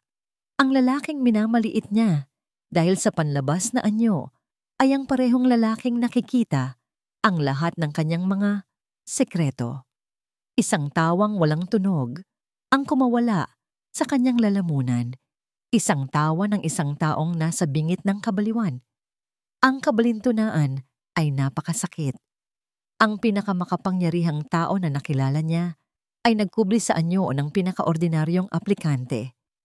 Mabilis niyang isinara ang chat box na para bang sa paggawa noon ay maitatago niya ang katotohanang natuklasan niya. Tumingin siya sa paligid sa CCTV camera sa sulok ng kanyang opisina. Nakikita ba siya nito ngayon? Pinapanood ba nito ang bawat pagtibok ng kanyang puso? Ang bawat patak ng pawis sa kanyang noo? Ang kontrata na inutos ni Rocco ay nakalatag pa rin sa kanyang mesa. Sa tabi nito, ang pluma na kanyang nabitawan. 200 ang nasa kanyang harapan. Bawat isa ay patungo sa isang bangin. Ang 100 ay ang pagsunod kay Rocco, ang pagpirma sa dokumento, ang pagiging isang kriminal. Ito ang daan na pamilyar, ang daan na magbibigay ng panandaliang kaligtasan para sa kanyang ina, ngunit magbabaon sa kanya ng mas malalim sa kumunoy. Ang pangalawang daan ay ang pagtitiwala sa isang hacker, isang multo, isang estranghero na nagpakita sa kanya ng kanyang larawan. Ang pagtitiwala sa lalaking sinaktan niya. Ano ang garantiya niya na tutulungan siya nito? Paano kung ito ay isang mas masalimuot na bitag? Isang paraan para sirain silang dalawa ni Rocco ng sabay? Ang kanyang buong buhay ay isang serye ng mga kalkuladong desisyon. Laging pinipili ang pinakaligtas, ang pinakapraktikal. Ngunit ngayon, walang ligtas na pagpipilian. Tinitigan niyang muli ang kontrata. Kailangan niyang pumili. Sa isang iglap, isang desisyon ang nabuo sa kanyang isipan. Isang desisyon na hindi batay sa lohika, kundi sa isang bagay na mas malalim. Isang desperadong pagsusugal. Ayaw na niyang maging piyon. Hindi niya pipirmahan ng kontrata sa paraang gusto ni Rocco. Ngunit hindi rin niya ito hayagang susuwayin. Kailangan niyang maglaro. Kinuha niya ang folder, tumayo, at lumabas ng kanyang opisina. Dumiretso siya sa opisina ng Finance Department sa ilalim ng isa pang CCTV camera kung saan alam niyang maaaring nanonood si Silakbo. "Hi Jenny!" Bati niya sa isang accounting staff. Pinapalog ni Sir Rocco itong bagong kontrata with Omnicorp. Urgent daw. "Sige po, Ma'am Tala." Sagot ng staff. Kinukuha ang folder. Pero wala pa po yung pirma ni Sir Villanueva. "Alam ko," sabi ni Tala. Ang boses ay kalmado ngunit ang puso ay umaalpas. "Huwag mo munang i-process. Ilag mo lang na na-receive mo na for checking. Kailangan lang ma-record sa system na on-time itong na-submit. Ako na ang bahalang kumuha ng pirma kay Sir Villanueva. Pagbalik niya, ito ang kanyang maliit na paghihimagsik. Sinunod niya ang utos ni Rocco na ipasa ang kontrata. Ngunit ginawa niya ito sa paraang hindi pa ito magiging opisyal. Nag-iwan siya ng isang bakas na nagpapakita na ang dokumento ay may kulang. Isang maliit na senyales kay Silakbo at sa sino mang mag-iimbestiga sa hinaharap na hindi siya bulag na sumunod. Naglakad siya pabalik sa kanyang opisina. Pakiramdam niya ay 1,000 kilo ang nabawas sa kanyang balikat. Sa unang pagkakataon, sa loob ng maraming taon, gumawa siya ng isang bagay na batay sa sarili niyang konsensya, hindi sa takot. Ngunit ang panandaliang gaan ng pakiramdam ay agad na naglaho. Sa loob ng kanyang opisina, naghihintay si Rocco. Nakaupo ito sa kanyang sariling silya, nakapatong ang mga paa sa kanyang mesa. Isang mapanuyang ngiti ang nasa kanyang mga labi. "Galing mo, Tala. Galing mong maglaro," sabi ni Rocco. Ang boses ay puno ng pait. Nanlamig ang buong katawan ni Tala. "Sir? Anong ibig mong sabihin? I log for checking?" Tumawa si Rocco. "Akala mo ba hindi ko nakikita ang bawat kilos mo? Meron akong access sa lahat ng logs, sa lahat ng email, sa lahat ng camera. Akala mo, matatalinuhan mo ako?" Tumayo si Rocco at dahan-dahang lumapit sa kanya na parang isang ahas na papalapit sa kanyang biktima. "Binigyan kita ng isang simpleng utos, Tala. Isang simpleng utos para patunayan ang katapatan mo at hindi mo ginawa." "Hindi ko pwedeng pekein ang pirma, Rocco. Mali yon," sabi ni Tala. Nakahanap ng tapang mula sa kung saan. "Mali?" Hinawakan ni Rocco ang kanyang braso, mahigpit. "Gusto mong pag-usapan kung ano ang mali? Ang mali ay ang pag-iisip mong may pagpipilian ka. Simula pa lang, pag-ari na kita." Binitiwan siya ni Rocco ng marahas. "Pero okay lang. Salamat sa pagpapakita ng tunay mong kulay. At salamat sa pagbibigay sa akin ng perpektong dahilan." May pinindot si Rocco sa kanyang telepono. Pagkatapos ng ilang segundo, bumukas ang pinto ng opisina ni Tala. Pumasok ang 2 unipormadong guwardiya mula sa building security. "Talamarasigan," sabi ni Rocco. Ang boses ay opisyal at walang emosyon. "Dahil sa iyong pagtatangkang manipulahin ang isang kumpidensyal na dokumento at sa iyong pag-access sa isang file nang walang tamang pahintulot, you're suspended, effective immediately." Ang mga salita ay parang isang putok ng baril sa isang tahimik na silid. Ang mundo ni Tala ay gumuho. Ang kanyang pagsusugal ay nabigo. Ang kanyang maliit na paghihimagsik ay sinuklian ng isang parusang kamatayan.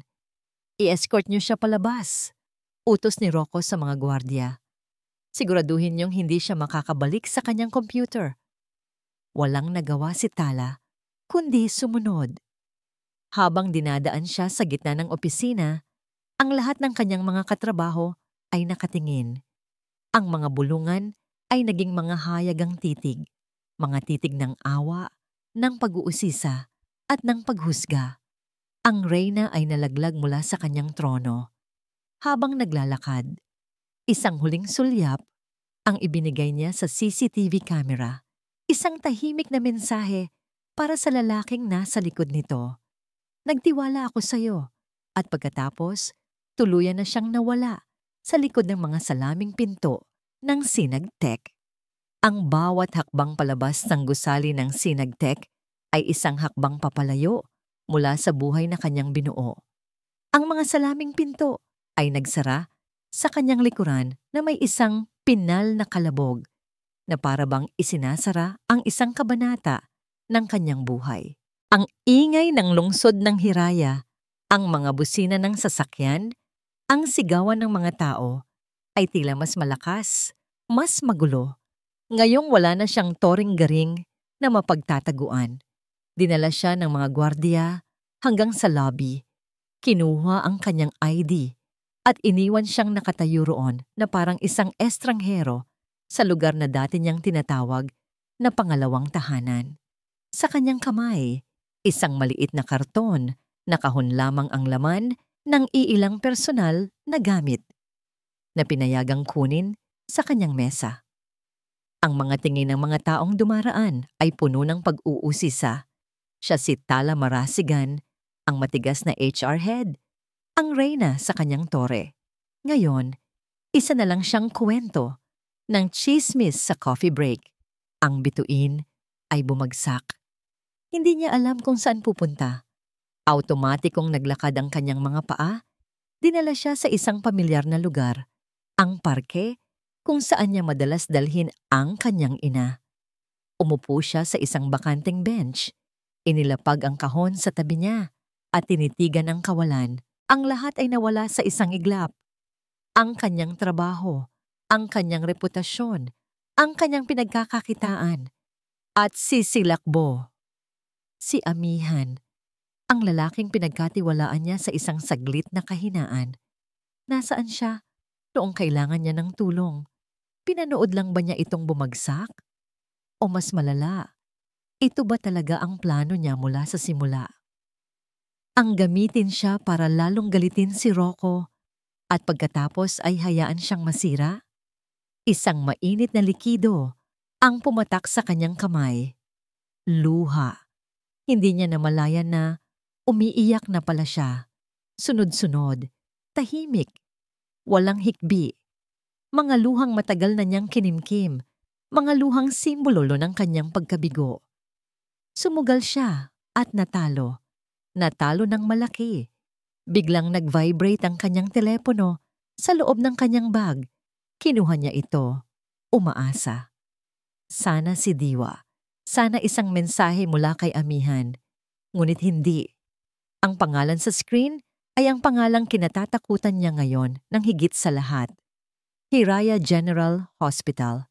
Pinunasan niya ang kanyang mga luha at sinagot ang tawag. Ang boses ay paos. Hello?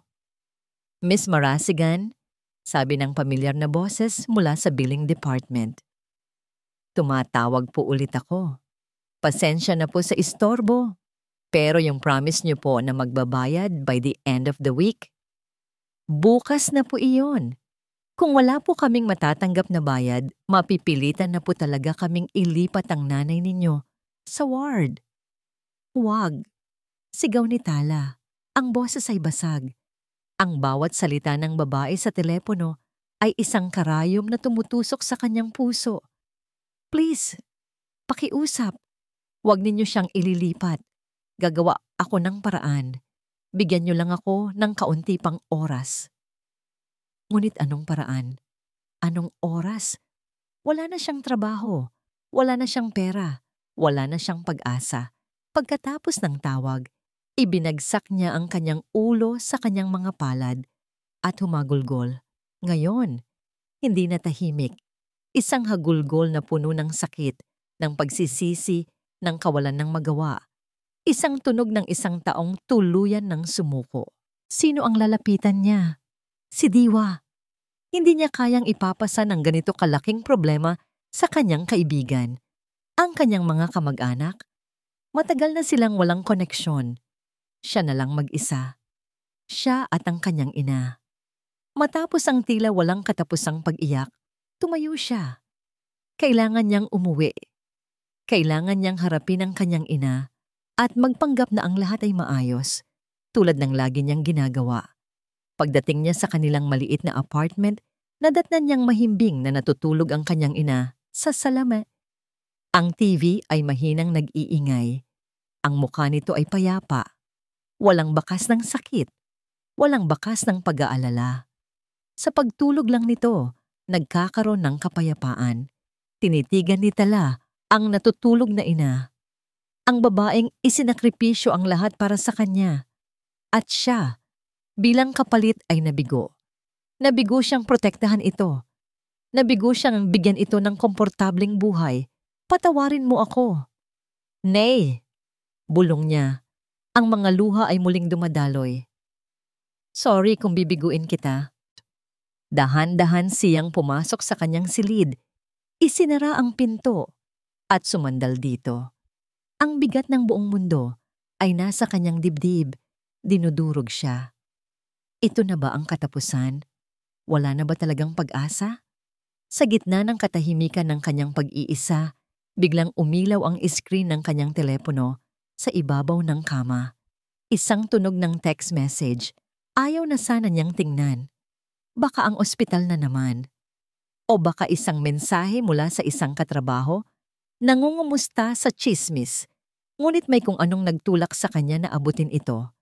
Ang mensahe ay mula sa isang hindi rehistradong numero. Maikli lang ito.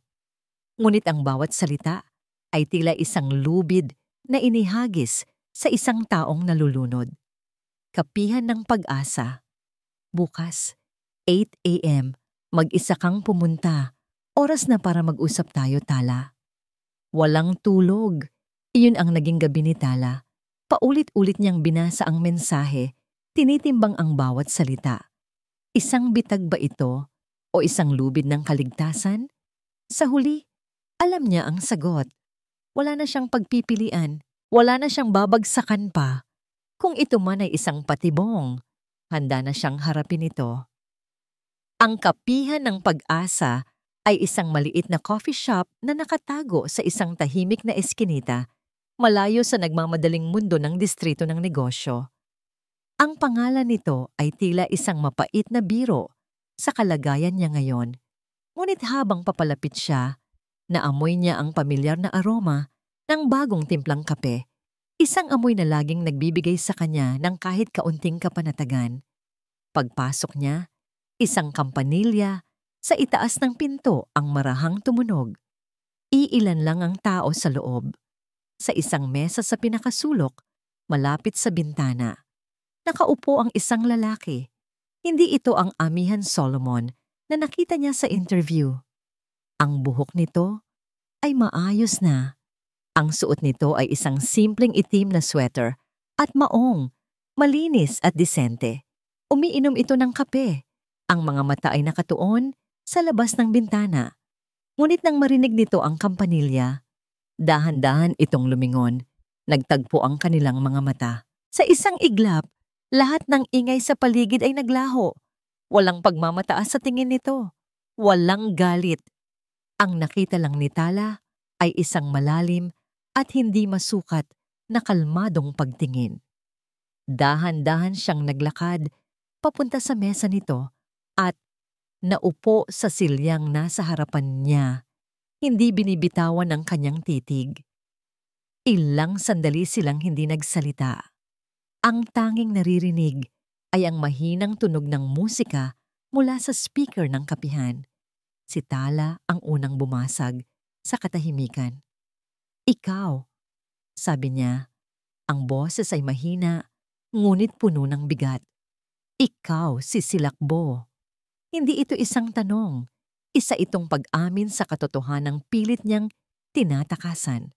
Dahan-dahang tumango si Amihan. Ako nga, sagot niya. Ang boses ay kalmado. At oras na para mag-usap tayo, Tala. Isang tawang mapait ang kumawala sa mga labi ni Tala. Mag-usap? Tungkol saan, Amihan? Tungkol sa kung paano mo sinira ang buhay ko sa loob lang ng ilang araw. Ginawa mo ba to para makaganti? Dahil sa ginawa ko sa'yo sa interview? Kung oo, binabati kita. Nanalo ka na. Wala na akong lahat. Ang sakit sa kanyang boses ay hindi maikakaila. Tinitigan siya ni Amihan at sa unang pagkakataon, nakita ni Tala ang isang emosyon sa mga mata nito. Isang bagay na kahawig ng pagsisisi. Hindi ikaw ang target ko, Tala. Mahinahong sabi ni Amihan. Kailanman, hindi ikaw. Huwag mo akong lokohin. Giit ni Tala. Hindi napigilan ang pagtaas ng kanyang boses. Ako ang una mong pinadalhan ng mensahe. Ang opisina ko ang una mong pinuntirya at hinayaan mo lang akong masuspinde. Oo, pag-amin ni Amihan. At ang pag-amin na yun ay nagpatigil kay Tala. Oo, ikaw ang ginamit kong mensahe at iyon ang pagkakamali ko. Noong una, ang tingin ko sa'yo ay kasama ka niya. Isa kang reyna sa turing iyon at akala ko pareho kayo ng niyo ng hari mong si Rocco. Ang pagbanggit sa pangalan ni Rocco ay nagpabago sa lahat. Pero nagkamali ako. Pagpapatuloy ni Amihan, ang tingin ay diretsong nakatutok sa kanya. Nakita ko ang lahat tala, ang ospital, ang nanay mo, ang utang. Nakita ko kung paano kanya ginagamit. Hindi ko intensyon na mapahamak ka. Patawad kung ang mga galaw ko ang nagtulak sa'yo sa sitwasyong ito. Ang salitang patawad na sinabi ng buong sinseridad ay tumama kay tala na parang isang malakas na sampal. Sa lahat ng mga taong nanakit sa kanya, sa lahat ng mga taong gumamit sa kanya, ito ang unang pagkakataon na may isang taong humingi ng tawad. Paano? Paano mo nalaman ang lahat ng yon? Tanong niya. Ang galit ay napalitan na ng pagkalito. Ganoon din kung paano ko nalaman ang mga ghost project at mga pekeng kontrata, sagot ni Amihan. Walang sikretong hindi nabubuksan kung alam mo lang kung saan hahanapin. Ang habol ko ay si Rocco del Fuego. Siya ang sumira sa buhay ko noon. At ngayon, ginagawa niya ulit yun sa iba, sa'yo. Ikinuwento ni Amihan ang lahat. Ang pagiging magkaibigan nila ni Rocco, ang pagbuo nila sa Sinagtech, ang Prometheus system na siya ang lumikha, at ang katrayduran na nagpatapon sa kanya sa anino. Habang nagsasalita si Amihan, isang bagong larawan ang nabubuo sa isipan ni Tala. Hindi ito isang kwento ng hacker laban sa isang HR manager. Ito ay isang kwento ng dalawang biktima ng iisang tao. May plano ako para ibagsak siya. Sabi ni Amihan, ang kanyang boses ay puno na ngayon ng determinasyon. Isang plano na maglalabas ng lahat ng kanyang kasinungalingan at pagnanakaw. Pero para magawa ko yon, kailangan ko ng tulong. Kailangan ko ng isang taong nakakaalam sa sistema mula sa loob. Kailangan kita, Tala. Tinitigan siya ni Tala. Ang lalaking nasa harap niya ay hindi na isang basura, hindi na isang hacker. Siya ay isang pag-asa. Isang mapanganib, hindi sigurado, ngunit isang pag-asa pa rin. Anong kasiguraduhan ko na hindi mo ako pababayaan ulit? Tanong ni Tala. Wala. Tapat na sagot ni Amihan. Katulad ng wala rin akong kasiguraduhan na hindi mo ako tatraydurin. Pagsusugal ito para sa ating dalawa. Ang tanong ay, handa ka bang pumusta sa akin para sa pagkakataong makalaya? O mas gugustuhin mong manatiling piyon ni Rocco habang buhay? Ang tanong ay tumatak sa kanyang puso. Tumingin siya sa labas ng bintana, sa mga taong naglalakad, nabubuhay ng normal. Gusto niyang maibalik iyon. Ang kapayapaan, ang kalayaan. Muli siyang tumingin kay Amihan. Nakita niya sa mga mata nito ang parehong sakit at galit na nararamdaman niya. Sa wakas, nakahanap siya ng isang kakampi. Huminga siya ng malalim. Sige, sabi niya. Ang desisyon ay pinal na. Anong kailangan mong gawin ko? Isang bahagyang nangiti ang sumilay sa labi ni Amihan. Ang unang nangiti na nakita ni Tala mula sa kanya. Inilabas niya ang isang maliit na itim na USB mula sa kanyang bulsa at dahan-dahan itong itinulak sa ibabaw ng mesa papunta kay Tala. Sa loob ng isang linggo, magkakaroon ng board meeting kasama ang mga investors. Ito ang magiging susi mo para makapasok ulit sa building. At ito, tumingin si Amihan sa kanyang mga mata. Ang boses ay kalmado, ngunit may bigat na parang bakal. Ang magiging huling araw ni Rocco sa Sinagtech. Ang araw ng board meeting ay dumating na may kasamang kakaibang bigat sa hangin. Para kay Tala, pakiramdam niya ay naglalakad siya patungo sa kanyang sariling paghuhukom. Ang maliit na USB sa kanyang bulsa ay tila isang batong bakal, isang paalala sa bigat ng misyong nakaatang sa kanya. Gamit ang programang inilagay ni Amihan sa USB, ang luma niyang ID ay pansamantalang na-reactivate sa sistema na nagbibigay sa kanya ng access bilang isang event support staff. Ang kanyang suot, isang simpleng itim na bestida at isang ID na may ibang pangalan, ay nagbigay sa kanya ng pakiramdam na siya ay isang espiya sa teritoryo ng kaaway. Bawat hakbang sa loob ng pamilyar na lobby ng Sinagtech ay isang pagsubok. Ang mga mukha ng dating katrabaho ay tila nang huhusga. Ang bawat pagbati mula sa gwardiya ay tila isang akusasyon, ngunit itinago niya ang kanyang takot sa likod ng isang kalmadong mukha, isang sining na pinag-aralan niya ng maraming taon. Ang kanyang gawain, ayon sa plano ni Amihan, ay simple ngunit delikado. Kailangan niyang makarating sa control room ng audiovisual system ng main conference hall. Ilang minuto bago magsimula ang presentasyon ni Rocco.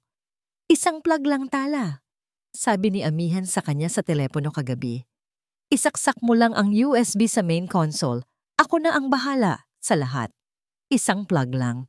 Ngunit ang console na yon ay nasa loob ng isang kwartong laging may bantay, lalo na sa isang importanteng araw na tulad nito. Habang papalapit siya sa conference hall, ang puso niya ay dumadagundong na parang isang makinang tumatakbo ng walang preno.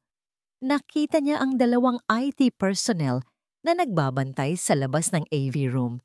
Imposibleng makapasok ng hindi napapansin. Kinuha niya ang kanyang telepono at nag-text kay Amihan. May bantay! Plan B! Ilang segundo lang, isang reply ang dumating. Go to pantry, 3rd floor. Create a scene now. Nagtiwala siya. Mabilis siyang naglakad papunta sa hagdanan at umakyat sa 2 palapag.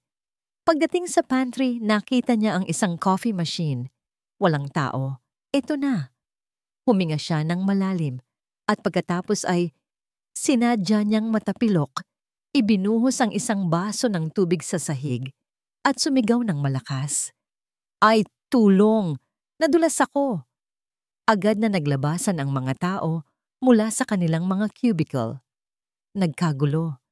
Habang ang atensyon ng lahat ay nasa kanya, alam niyang sa kabilang bahagi ng gusali, sinisimulan na ni Amihan ang kanyang mahika. Sa conference hall, si Rocco Del Fuego ay nasa kasukdulan ng kanyang pagiging arogante. Nakatayo siya sa harap ng mga investors, ang kanyang boses ay puno ng kumpiyansa. Ipinagmamalaki ang record-breaking na kita ng Sinagtech. Sa aking pamumuno, sabi ni Rocco, isang malawak na ngiti ang nasa kanyang labi. Ang Sinagtech ay hindi lang aakyat, lilipad tayo. Sa labas, ang dalawang IT personnel na nagbabantay sa AV room ay biglang nakatanggap ng isang urgent alert sa kanilang mga tablet. Isang major network failure daw sa 2 palapag malapit sa pantry. Nagkatinginan sila at dali-daling tumakbo papunta sa hagdanan. Iyon ang pagkakataon ni Tala. Mabilis siyang tumakbo pababa. Ang kanyang puso ay nasa kanyang lalamunan. Ang pinto ng AV room ay naiwang bahagyang bukas. Pumasok siya at sa isang iglap, nasa harap na niya ang komplikadong sistema ng mga wires at mga kumukutitap na ilaw. Nakita niya ang main console. Nanginginig ang kanyang mga kamay habang kinukuha ang USB mula sa kanyang bulsa. Isinaksak niya ito. Isang maliit na ilaw sa USB ang kumurap. Berde. Nagawa ko na, bulong niya. Dali-dali siyang lumabas, isinara ang pinto, at nagtago sa isang madilim na sulok ng pasilyo, kung saan tanaw niya ang loob ng conference hall sa pamamagitan ng salaming pader. Sa loob, si Rocco ay nasa kasagsagan ng kanyang presentasyon. At ngayon, para ipakita sa inyo ang hinaharap ng Sinagtech, hayaan ninyong ipakita ko sa inyo ang ating pinakabagong. Hindi niya natapos ang kanyang sasabihin. Ang malaking screen sa likod niya ay biglang nag-flicker. Ang graph ng kita ay nawala. Napalitan ito ng isang itim na screen. Teka lang, mukhang may technical problem, sabi ni Rocco. Pilit na tumatawa, ngunit ang pawis ay nagsisimula nang mamuo sa kanyang noo. Ngunit hindi ito isang simpleng technical problem. Biglang lumitaw sa screen ang isang kopya ng isang bank statement. Isang statement mula sa isang shell corporation na nagpapakita ng milyon-milyong pisong deposito. Kasunod nito, lumitaw ang isang larawan ng pekeng kontrata para sa isang ghost project. Ang pirma sa ilalim, Rocco Del Fuego. Ang mga bulungan sa loob ng kwarto ay nagsimula. Ang mga mukha ng investors ay napalitan ng pagdududa. Ang mukha ni Rocco ay namutla. Ano to? Sinong may gawa nito? Sigaw niya sa kanyang staff, ngunit hindi pa tapos ang palabas. Ang sumunod na lumabas ay isang audio wave at isang boses ang umalingaw-ngaw sa buong conference hall, ang boses ni Rocco. Isang maliit na pabor, kapalit ng buhay ng nanay mo. Kung ang mga dokumento ay isang lindol, ang audio recording ay isang pagsabog ng bulkan. Lahat ng mata ay napunta kay Rocco, na ngayon ay nakatayo na, parang isang estatwang gawa sa yelo. Ang mukha ay puno ng hindi maipintang takot. At sa kasagsagan ng kaguluhan, ang mga pinto ng conference hall ay dahan-dahang bumukas. Isang lalaki ang pumasok, nakasuot ng simpleng itim na sweater. Kalmado, puno ng determinasyon. Naglakad si Amihan Solomon papasok, na para bang pag-aari niya ang lugar. Ang lahat ng ingay ay biglang tumigil. Lahat ng mata ay napunta sa kanya. Si Rocco ang unang nakabawi sa pagkabigla. Ang takot sa kanyang mukha ay napalitan ng purong galit. Sino ka? Anong karapatan mong gawin to? Sigaw niya, ang boses ay nanginginig sa puot. Tumigil si Amihan sa gitna ng silid. Tumingin siya sa mga investors. Pagkatapos ay kay Rocco. At sa huli, ang kanyang mga mata ay naghahanap sa labas ng salaming pader at nagtama ang kanilang mga tingin ni Tala. Isang bahagyang tango. Ibinalik niya ang kanyang tingin kay Rocco at nagsalita sa isang boses na kalmado, ngunit naririnig ng lahat. Ako lang naman ang basurang tinapakan ninyo.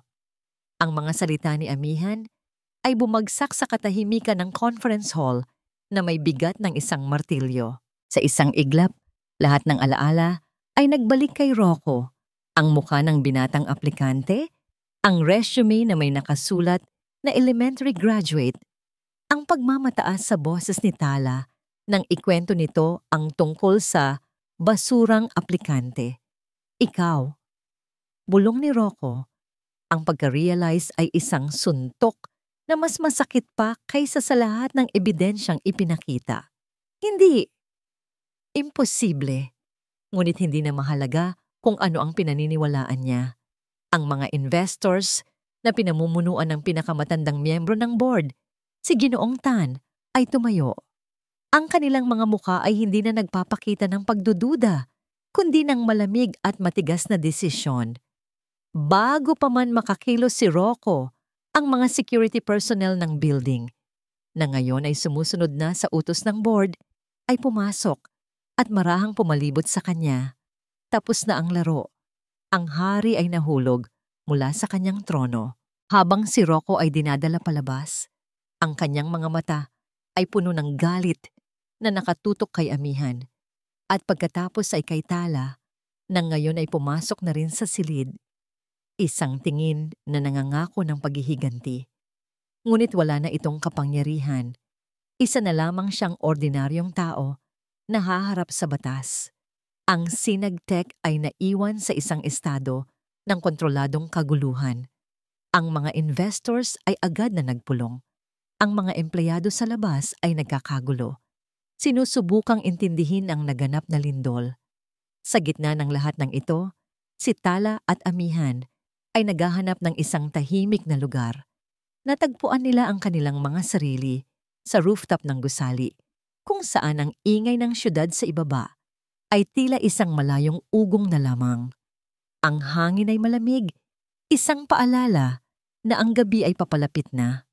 Sumandal si Tala sa railings, tinitingnan ang papalubog na araw na nagbibigay ng kulay kahel at lila sa kalangitan. Sa loob ng maraming taon, ang rooftop na ito ay simbolo ng kanyang tagumpay. Isang lugar kung saan niya tinitingnan ang syudad na parang isang reyna. Ngayon, iba na ang pakiramdam. Mas totoo, mas mapayapa. Tapos na. Bulong niya. Mas para sa sarili niya kaysa kay Amihan. Nagsisimula pa lang. Pagtatama ni Amihan na tumabi sa kanya. Hindi sila nagtinginan. Ang kanilang mga mata ay parehong nakatuon sa abot tanaw. Salamat, sabi ni Tala. Ang salita ay lumabas.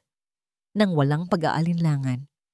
Sa lahat, iniligtas mo ko, iniligtas natin ang isa't isa.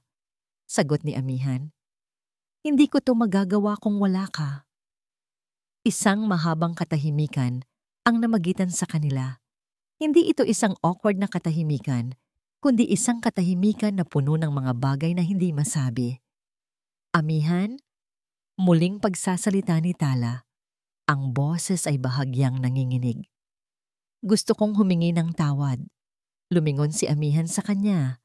Ang kanyang mukha ay nagtatanong, sa ginawa ko sa iyo nung araw na yon. Pagpapatuloy ni Tala, pinipilit na salubungin ang kanyang tingin.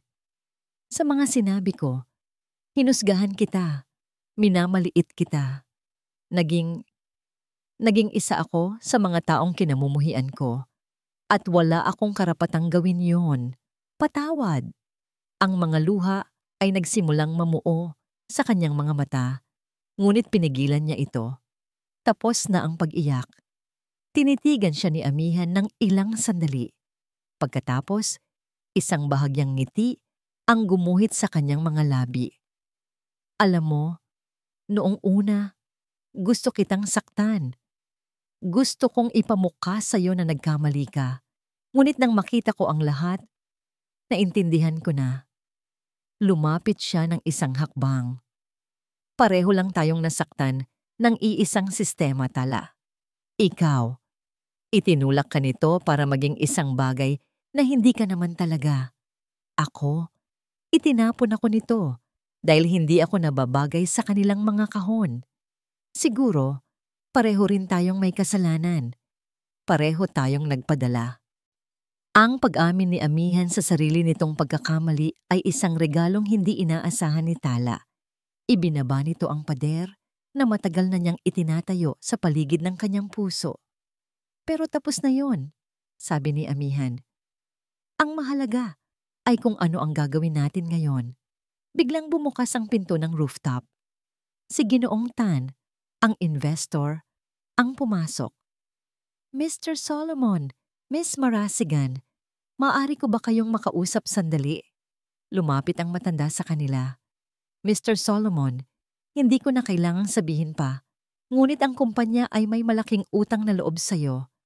Matagal ko nang naririnig ang pangalang Silakbo sa underground tech community. Isang alamat na kayang gumawa ng imposible. Hindi ko akalain na makikilala kita ng personal. Ang Sinag Tech ay nangangailangan ng malaking paglilinis at pagbabago. Pagpapatuloy ni Ginoong Tan. Kailangan namin ng isang taong magtitiyak na ang nangyari ngayon ay hindi na mauulit. Isang taong magiging bantay ng integridad at transparency ng kumpanya. Tumingin ito ng direkta kay Amihan. Gusto naming ialok sa iyo ang posisyon bilang bagong pinuno ng aming Cybersecurity and Corporate Integrity Division. Bibigyan ka namin ng buong kapangyarihan para ayusin ang sistema mula sa pinakababa hanggang sa pinakamataas. Ang alok ay nakabibigla. Mula sa isang tinanggihang aplikante, ngayon ay inaalok siya ng isa sa pinakamataas na posisyon sa kumpanya. Tumingin si Amihan kay Tala na nakatingin sa kanya nang may ngiti ng paghanga. Ibinalik ni Amihan ang kanyang tingin kay Ginoong Tan. Tatanggapin ko po ang alok, sabi niya. Pero may isang kondisyon ako at kailangan ko para doon ang tulong ng pinakamagaling na HR manager na kilala ko. Lumipas ang 3 buwan Ang Sinag Tech Solutions ay dumaan sa isang revolusyon. Ang dating kulturang nakabatay sa takot at sa mga walang kwentang papel ay unti-unting napapalitan ng isang kapaligirang nagpapahalaga sa tunay na talento, integridad at paggalang. Ang pinuno ng pagbabagong ito ay si Amihan Solomon. Mula sa kanyang bagong opisina, ang dating opisina ni Rocco Del Fuego na ngayon ay mas simple na at may mga bintanang laging bukas, pinangunahan niya ang pagbuo ng isang mas patas na sistema at sa tabi niya, sa bawat hakbang, ay si Tala Marasigan. Hindi na siya ang reyna ng yelo sa Turengaring. Ang blazer at masisikip na bestida ay napalitan ng mas komportableng kasuotan. Ang kanyang buhok ay madalas nang nakalugay, ngunit ang pinakamalaking pagbabago ay nasa kanyang mga mata. Nawala na ang bigat at napalitan ito ng isang liwanag na matagal nang nawala. Bilang bagong Vice President for People and Culture, siya ang naging puso ng bagong Sinag Tech. Binuo niya ang mga bagong pulisiya na nagbibigay diin sa kapakanan ng empleyado. Inalis niya ang mga di makatarungang requirement at pinalitan ito ng mga prosesong sumusukat sa tunay na kakayahan. Ang HR department ay hindi na isang lugar na kinatatakutan, kundi isang lugar kung saan ang lahat ay maaaring lumapit para humingi ng tulong. Isang hapon, habang nag-aayos ng mga papeles sa kanyang mesa, isang formal na sobre ang iniabot sa kanya ng kanyang sekretarya. Para sa inyo po, Ma'am Tala, galing sa opisina ni Sir Amihan. Binuksan niya ito. Sa loob, isang opisyal na job offer. Hindi na acting VP, kundi isang permanenteng posisyon. Ngunit hindi iyon ang nakakuha ng kanyang pansin.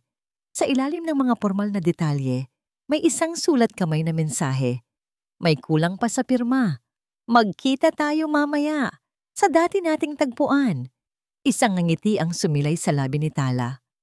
Ang dati nilang tagpuan ay ang Kapihan ng Pag-asa. Doon sa parehong mesa sa sulok kung saan nagsimula ang kanilang alyansa, nakita niya si Amihan na naghihintay. May 2 tasa ng kape na sa mesa. Akala ko ba ayaw mo sa mga formalidad na ganito? Tanong ni Tala habang umuupo. Iwinawagayway ang job offer. Bahagi iyon ng bagong protocol. Nakangiting sagot ni Amihan. Transparency. Lahat dapat may paper trail. Nagtawanan sila. Ang kanilang samahan sa nakalipas na 3 buwan ay naging pundasyon ng isang malalim na pagkakaibigan, isang pagkakaibigang batay sa respeto, tiwala, at sa isang pinagsamahang laban. Ngunit sa likod ng lahat ng yon, may isang kuryenteng hindi nila pinag-uusapan, isang damdaming dahan-dahang lumalago sa bawat araw na magkasama sila. May isa pa akong gustong ibalik sa'yo, sabi ni Amihan. May kinuha siya sa kanyang bulsa, inilapag niya ito sa mesa. Isang mamahaling pluma, ang parehong pluma na itinapon niya sa mesa noong araw ng interview. Naiwan mo, sabi ni Amihan. Tinitigan ni Tala ang pluma, isang simbolo ng kanyang dating pagkatao. Isang paalala sa babaeng handang gawin ang lahat para sa kapangyarihan at pagkilala. Kinuha niya ito. Ngunit sa halip na itago, ibinalik niya ito sa kamay ni Amihan. Sa'yo na yan, sabi niya. Para maalala mo na kahit ang mga bagay na mukhang perpekto sa labas ay maaaring may lamat sa loob. At para maalala mo, dagdag ni Amihan, dahan-dahang isinasasra ang kanyang kamay sa ibabaw ng kamay ni Tala na may hawak sa pluma, na ang mga bagay na itinuturing nating basura ay maaaring may tinatagong ginto sa loob. Nagkatitigan sila. Ang init ng kamay ni Amihan ay tila isang kuryenteng gumapang sa buong katawan ni Tala. Sa sandaling iyon, alam na nila, hindi na ito pagkakaibigan lamang. Tala, sabi ni Amihan, ang boses ay seryoso na ngayon. Ang nanay mo, pumayag na siyang magpagamot sa Amerika. Ang board of directors, bilang pasasalamat, ay nag-alok na sagutin ang lahat. Ang balita ay isang alon ng kaligayahan na bumalot kay Tala. Ang huling tanikala mula sa kanyang nakaraan ay naputol na. Salamat, Han. Salamat sa lahat. Wala iyon. Pero aalis siya sa susunod na buwan, sabi ni Amihan. Sasama ka ba sa kanya?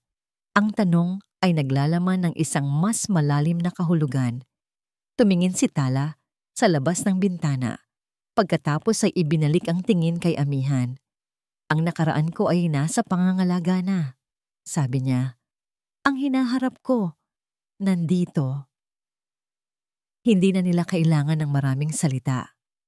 Ang kanilang mga ngiti, ang paraan ng kanilang pagtingin sa isa't isa ay sapat na. Sabay silang tumayo at lumabas ng kapihan. Ang sikat ng hapon ay ginintuan, nagbibigay ng init sa kanilang mga mukha. Hindi na sila ang dalawang taong nagtagpo sa gitna ng isang bagyo. Sila na ngayon ang liwayway pagkatapos nito. Habang naglalakad sila sa mataong bangketa, dahan-dahang hinanap ng kamay ni Amihan ang kamay ni Tala. Nang maglapat ang kanilang mga palad, ang lahat ay tila tama. Handa ka na ba para sa bagong simula, Tala? Tanong ni Amihan. Tumingin si Tala sa kanya. Ang kanyang mga mata ay nagniningning, puno ng isang pag-ibig na dumaan sa apoy para maging totoo. Ang kanyang nangiti ay hindi na pilit, hindi na isang maskara. Ito ay tunay. Ito ay para sa kanya. Kasama ka, Han. Handa na ako. At dito po nagtatapos ang kwento ni Tala at Amihan mula sa kaibuturan ng aking puso. Isang taos-pusong pasasalamat sa inyo, mga minamahal naming tagapakinig. Salamat sa pagsama sa amin sa isang paglalakbay na puno ng sakit, pagbangon, at sa huli, walang hanggang pag-asa. Ang paghabi sa kwento ni Tala at Amihan ay naging isang personal na paglalakbay din. Isang paalala na sa likod ng bawat paghuhusga, mayroong isang kwentong hindi natin alam. At sa likod ng bawat pagkakamali, mayroong isang pusong naghahangad ng kapatawaran at pangalawang pagkakataon. Sana po, ang kanilang istorya ay nag-iwan sa atin ng isang mahalagang aral na ang tunay na pag-ibig ay hindi bulag, bagkus ito ay may kakayahang makita ang tunay na halaga ng isang tao.